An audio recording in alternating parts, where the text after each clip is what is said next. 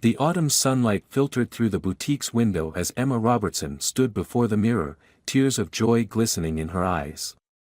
The wedding dress hugged her curves perfectly, its delicate lace details catching the light like morning dew. In 2 weeks, she would marry Justin Parker, the man who had swept her off her feet 3 years ago at her best friend's gallery opening. "You look absolutely stunning," her mother whispered, dabbing at her own eyes. "Justin won't know what hit him." Emma smiled, but her phone buzzed in her purse, breaking the moment. Probably another wedding detail needing her attention. She'd been drowning in them lately, florists, caterers, photographers, all demanding decisions and deposits.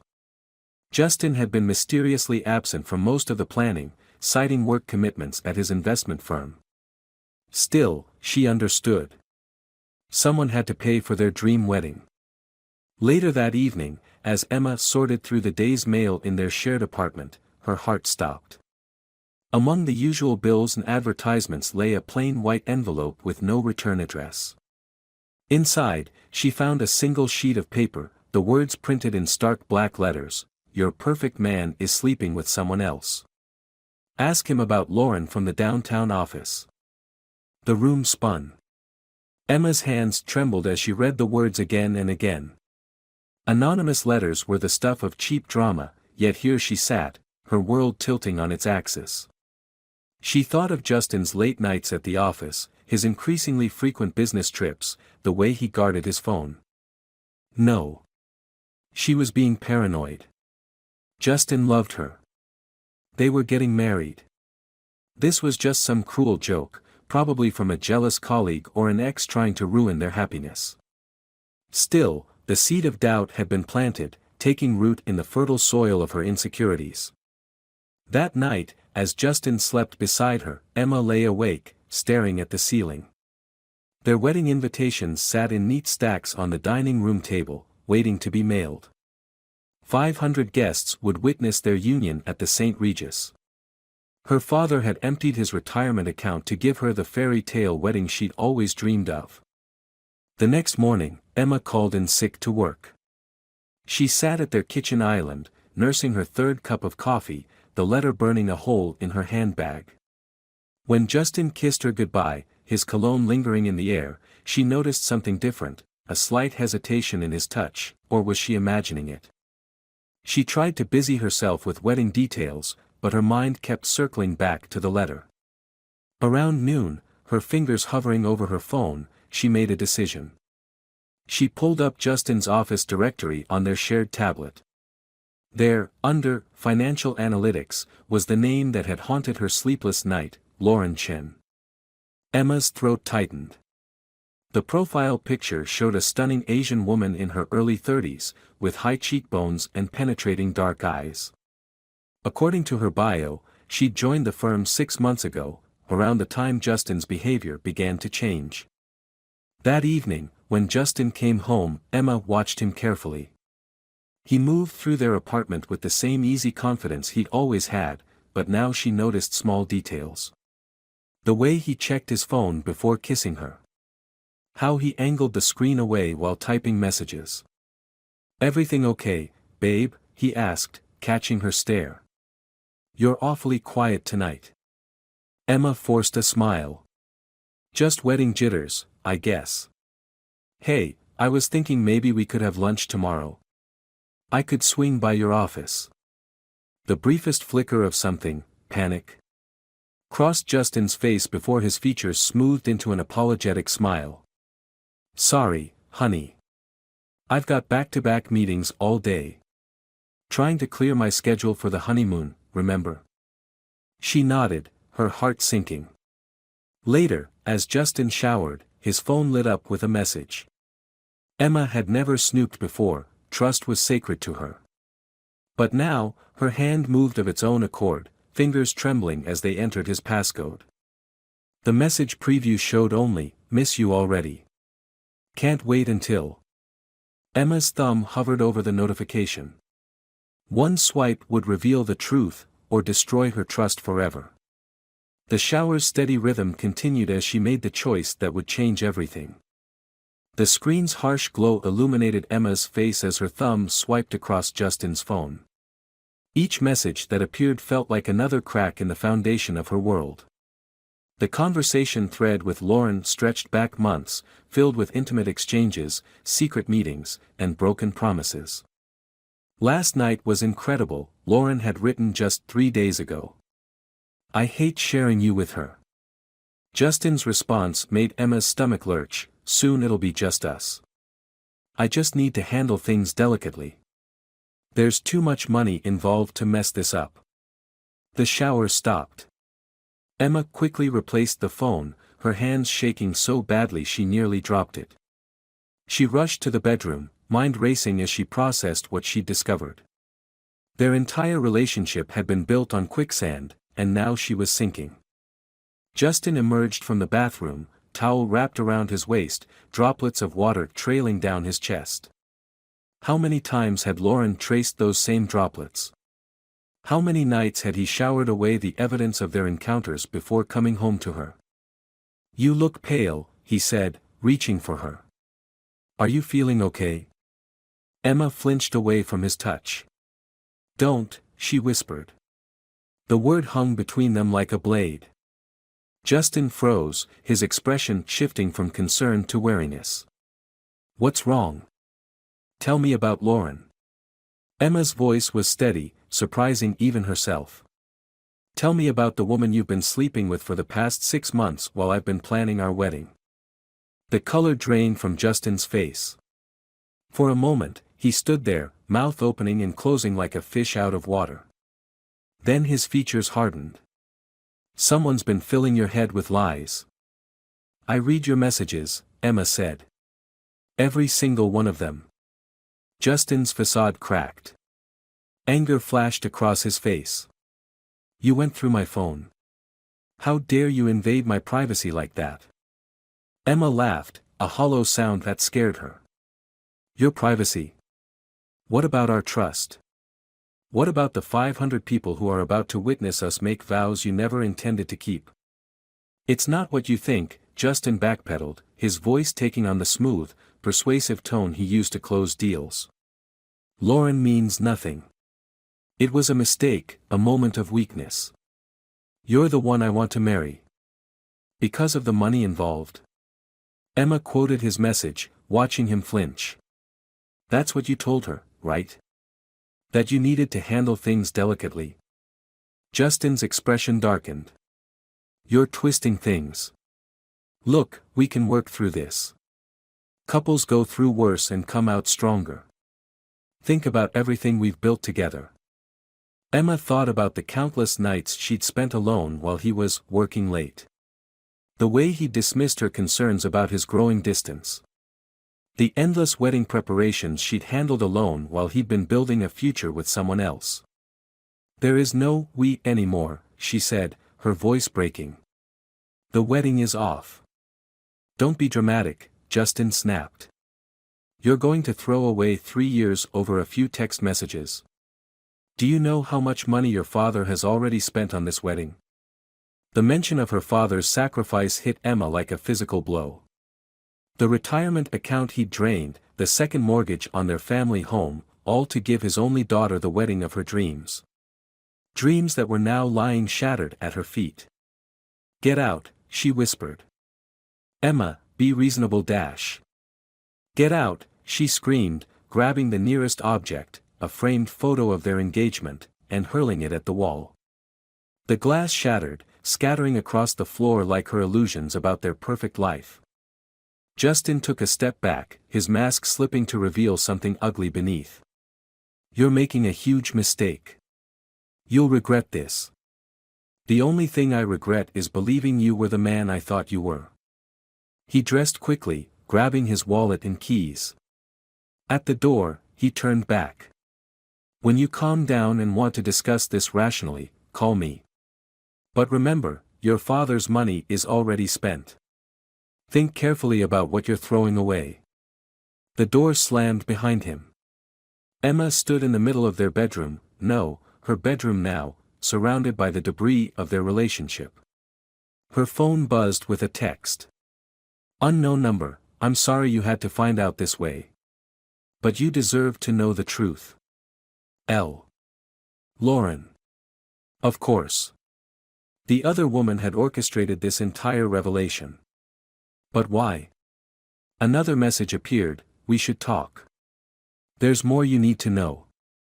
Emma sat in her favorite cafe, hands wrapped around an untouched cup of coffee, watching Lauren approach through the window. The morning crowd parted around the striking woman like water around a stone. Even in casual clothes, Lauren carried herself with the kind of confidence Emma had always envied. Thank you for meeting me, Lauren said, sliding into the seat across from Emma. Her voice was softer than Emma had imagined, tinged with something that sounded like genuine regret. I know this isn't easy. Emma studied the woman who had been sharing her fiancé's bed. No trace of makeup masked the dark circles under Lauren's eyes, and her knuckles were white around her purse strap. This wasn't the triumphant mistress Emma had pictured during her sleepless night. Why? Emma asked simply. Why tell me now, 2 weeks before the wedding? Lauren's eyes darted around the cafe before settling back on Emma. Because I found out something that changed everything. Something that made me realize Justin is even worse than I thought. She pulled out her phone, sliding it across the table. Look at the date on these messages. Emma's heart clenched as she read the exchange. Messages between Justin and another woman, not Lauren, from just last week. Intimate messages. Promises. Plans for after the honeymoon. Her name is Rebecca, Lauren said quietly. She works in the London office. I found out about her last month. That's when I started digging deeper and discovered, there are others. Many others. It's a pattern with him. Emma pushed the phone away, feeling sick. How long have you known about me? 3 months, Lauren admitted. He told me you were just his roommate at first. By the time I found out about the engagement, I was all ready. She placed a hand protectively over her stomach. The world tilted sideways. You're pregnant. Lauren nodded, tears spilling down her cheeks. 8 weeks. When I told him, he said he'd handle it. Offered me money to take care of it. That's when I realized what kind of man he really is. Emma's mind raced back through the past 3 years. The business trips that never quite added up. The mysterious charges on their joint credit card that Justin always explained away. The way he'd pushed for a prenuptial agreement that would protect his assets. He's been stealing from the firm, Lauren continued, her voice barely above a whisper. I found evidence while going through his files. He's been embezzling money, moving it through offshore accounts. Your wedding, it's all part of his cover.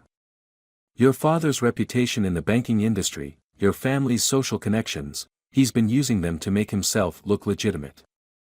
Emma thought of her father, who had sacrificed so much for this wedding. Who had vouched for Justin at his firm, introduced him to his most trusted business associates. The scope of Justin's betrayal expanded like a blast radius, taking out everyone she loved. I have proof, Lauren said, pulling out a USB drive. Account numbers, transfer records, everything. I'm turning it over to the SEC next week. But I thought you deserved to know first. To protect yourself and your family before it all comes out. Emma's phone buzzed, a text from Adam, her oldest friend, haven't heard from you in days. Getting worried. Coffee later. Adam, who had been there through every breakup, every crisis, every triumph. Adam, who had never liked Justin but had kept his concerns to himself out of respect for her happiness. Adam, who had looked at her with something more than friendship in his eyes when she'd announced her engagement. Why should I trust you?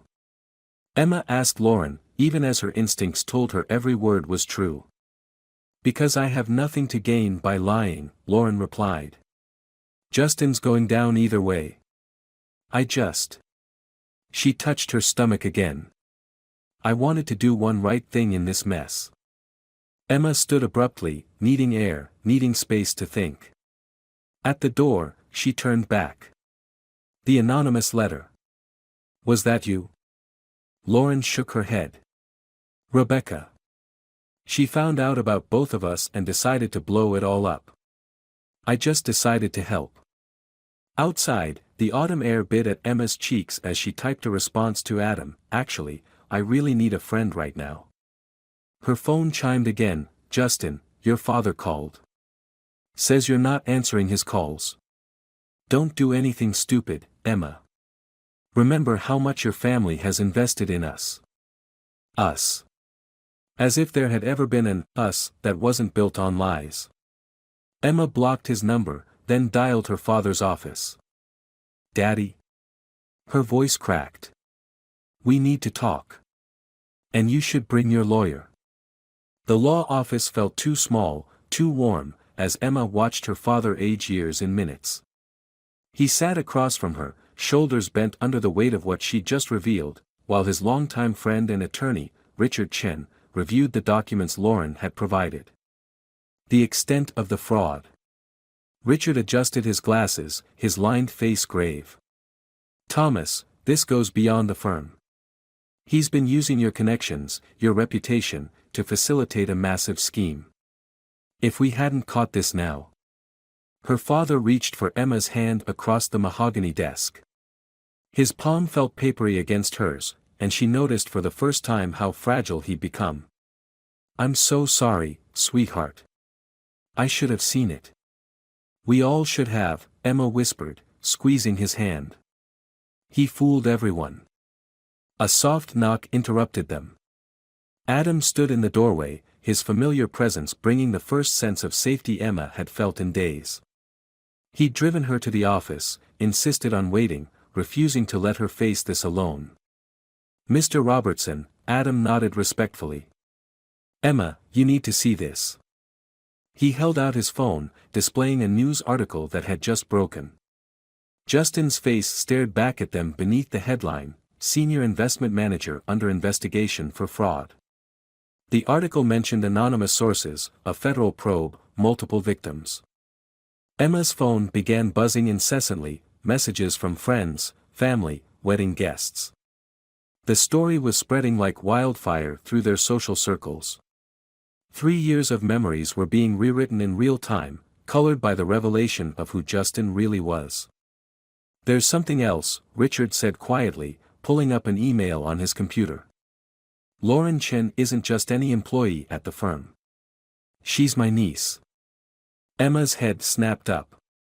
What? She came to me last month, suspicious about some transactions she'd been asked to process. We've been building the case quietly, making sure we had everything documented before going to the authorities. He looked at Emma with genuine remorse. We had to keep it quiet, even from you, to prevent him from destroying evidence. The pieces clicked into place, why Lauren had seemed so genuine, why she'd had access to so much information. Does Justin know about your connection to Lauren? Not yet, Richard replied. But he will soon. And when he realizes how completely his plan has unraveled. He exchanged a worried look with Emma's father. He's been calling me non-stop, Emma admitted. Leaving messages, emails. He's getting desperate. Adam moved closer, his protective instinct visible in every line of his body. You can stay with me. I have a guest room, security system. No, her father interjected firmly. You'll both stay at the lake house. It's secure, remote, and the security team already knows the situation. Emma started to protest, but Adam cut in. I'm coming too. I can work remotely, and you shouldn't be alone right now. A new message lit up Emma's phone, from Justin, sent to her work email since she'd blocked his number. Everything I did was for us. Your father's reputation will be destroyed if this gets out. Is that what you want? To ruin your family? Meet me tonight. We can still fix this. Her hands trembled as she showed the message to the others. Richard immediately began typing on his computer. I'm forwarding this to the FBI agent handling the case. This could be construed as witness intimidation. He's not going to stop, Emma realized, a cold certainty settling in her stomach. He thinks he can still control this, control me. Let him think that, Richard said, his voice hardening. Every threat, every attempt at contact, just gives us more evidence. A commotion in the outer office drew their attention. Through the glass walls, Emma saw Justin arguing with security, his normally perfectly pressed suit wrinkled, his hair disheveled. Their eyes met across the distance, and the raw fury in his gaze made her blood run cold. "I trusted you," he shouted as security pulled him back. "After everything I've done for you." Adam stepped in front of Emma, shielding her from Justin's view. In that moment, she saw Justin clearly for the first time, not the charming man she'd fallen in love with, but a cornered predator, dangerous in his desperation. Her father's hand tightened around hers. "We need to get you out of here. Now." As they hurried through the back exit, Emma caught a glimpse of Lauren being escorted into another conference room by federal agents. Their eyes met briefly, a moment of silent understanding passing between them. Two women whose lives had been upended by the same man, now working together to bring him down. Adam's hand found the small of her back, gentle but firm, guiding her toward the parking garage. "I've got you," he murmured. "You're not alone in this." Behind them, Justin's shouts echoed through the building, "Emma! You have no idea what you're doing. When the truth comes out, you'll regret this." But for the first time since reading that anonymous letter, Emma felt something other than fear or heartbreak. She felt strong. "No," she whispered, straightening her spine. "You're the one who has no idea what's coming." The lake house windows reflected the setting sun as Emma sat wrapped in her grandmother's old quilt, watching fallen leaves dance across the water. 2 weeks had passed since the confrontation at the law office. 2 weeks of processing, of remembering, of finally seeing the subtle patterns of manipulation that had colored her relationship with Justin. "I brought tea," Adam said softly, placing a steaming mug beside her. He'd been a constant presence, quiet and steady, never pushing but always there when she needed someone to lean on. "Your dad called." The FBI finished their initial review of the evidence. Emma nodded, wrapping her hands around the warm ceramic. "How bad?" "They found accounts in the Cayman Islands, Switzerland, Singapore." "The amount?" Adam hesitated. "It's in the millions. They think he's been doing this for years, long before he met you. There are other women, other families." The revelation settled over her like a heavy blanket. "I keep thinking about all the signs I missed. The way he'd twist things, make me doubt myself. How he'd tell me I was too emotional, too sensitive, whenever I questioned anything." Adam sat beside her, close enough to offer comfort but maintaining a respectful distance. "That's what people like him do. They're master manipulators. They make you question your own reality. Looking back now, I can see how he isolated me," Emma continued, her voice growing stronger. "Remember how he always had a reason why we couldn't make it to group dinners? How he'd make subtle comments about my friends until I stopped spending time with them." "I noticed you pulling away," Adam admitted. "We all did. But every time we tried to say something, he had this way of making us look like we were the ones causing problems." Emma turned to face him, really seeing him for the first time in years. The worry lines around his eyes, the gentle strength in his features. "Why did you stay? Even when I pushed you away?" "Because I knew the real Emma was still in there. The woman who lights up a room with her laugh, who fights for what she believes in, who sees the best in people even when they don't deserve it." His voice softened. "I couldn't walk away from that person, even if she was temporarily lost." Tears welled in Emma's eyes, but they weren't tears of sadness. For the first time, she felt the full weight of what she'd almost lost, not just money or reputation, but her very sense of self. "Lauren had her baby last week," she said quietly. "A little girl. She's naming her Grace." Adam raised an eyebrow. "Are you okay with that? With her keeping the baby?" Surprisingly, yes. Lauren's as much a survivor as I am.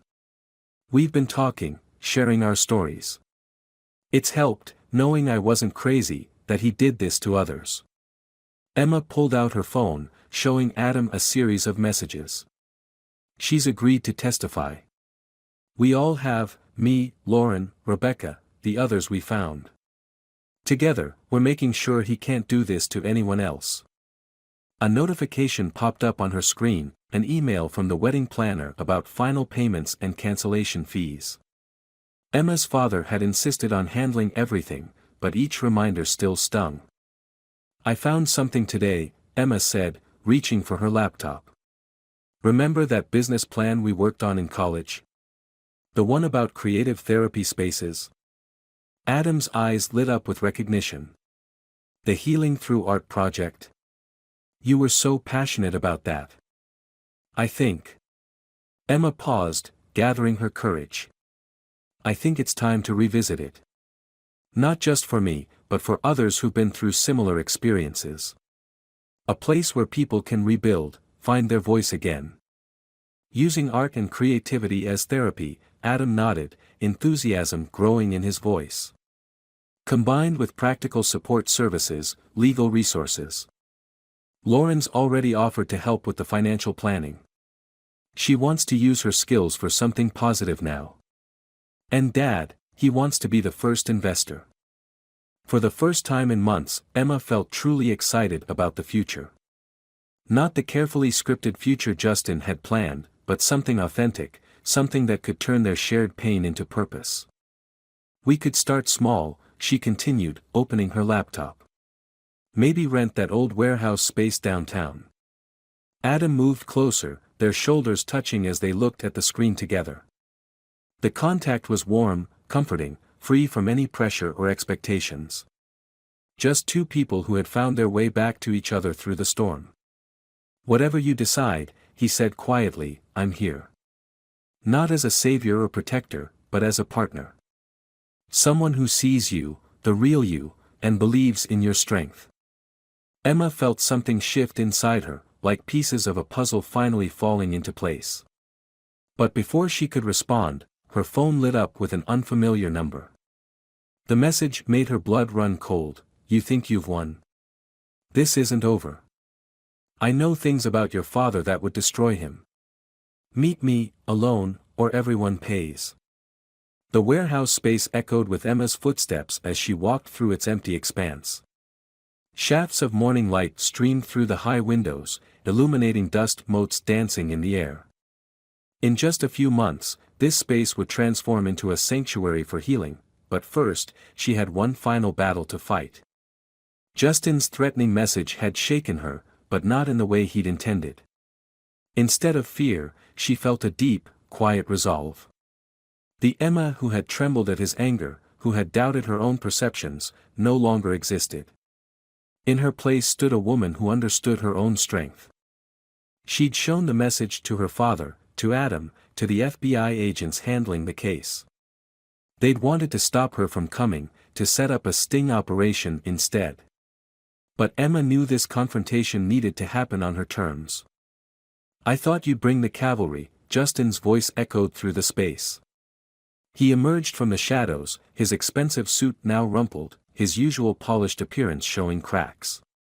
Dark circles ringed his eyes, and his hands trembled slightly as he approached.